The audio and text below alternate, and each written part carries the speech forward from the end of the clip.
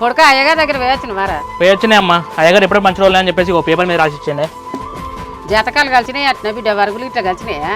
అమ్మ ఇక బావ పేరు మీద చెల్లి పేరు మీద అంతా మంచిగా ఉన్నది. జాతకాలు కూడా బాగా కలిసినాయి, వరుగులు కూడా కలిసినాయి.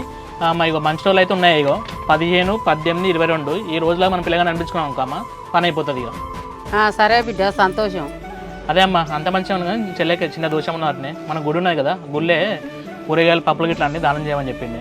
ఇక దోషం ఏమున్నది బిడ్డ? ఆ కార్తీక్ గాడే కావచ్చు దాని దోషం. పోయి శని పూజ చేయిస్తే దాని శని అన్నది పోతుంది. అదే అమ్మ ఈ శని పూజతోనన్నా చెల్లె బట్టి నాకు ఆర్థిక చెడంతా మొత్తం పోవాలి ఇక.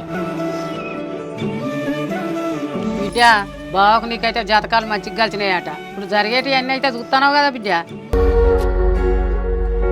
ఇగో చెల్లె ఏం చేసినా కానీ నీకు తెలిసే చేస్తాను, నీకు చెప్పకుండా అయితే అసలు ఏం చేస్తాం చెల్లె. తర్వాత అయితే ఇట్లాంటి కథలు అయితే ఏం పడవు కదా. ఎందుకన్నా ఊకే నన్నే అంటాను, మీరు చెప్పినట్టు వింటానా కదా. ఏమో చెల్లె నేను చెప్పినప్పుడు అయితే విన్నట్టే వింటాను, తర్వాత నువ్వు చేసేది అని చెప్తాను. నేను నమ్మాలంటే నాకు భయం అవుతుంది.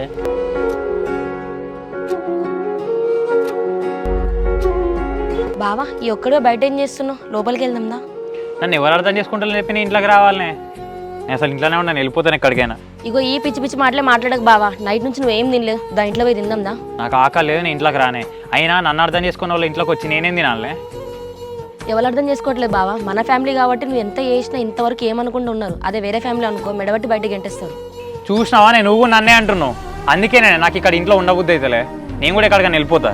ఏంటి బావా ఎక్కడికి పోయేది? చెప్తున్నా కొద్ది ఎక్కువ చేస్తున్నావు. చెప్తే అర్థం కావట్లే, మూసుకొని ఇంట్లో నాడు. బావా ఇప్పుడైతే ఇంట్లో తెలిసింది కదా, అందరు కలిసి ఏదో ఒక నిర్ణయం తీసుకుంటారు. నువ్వెందుకు ఇట్లా చేస్తున్నావు? దా ఇంట్లో పోదాం.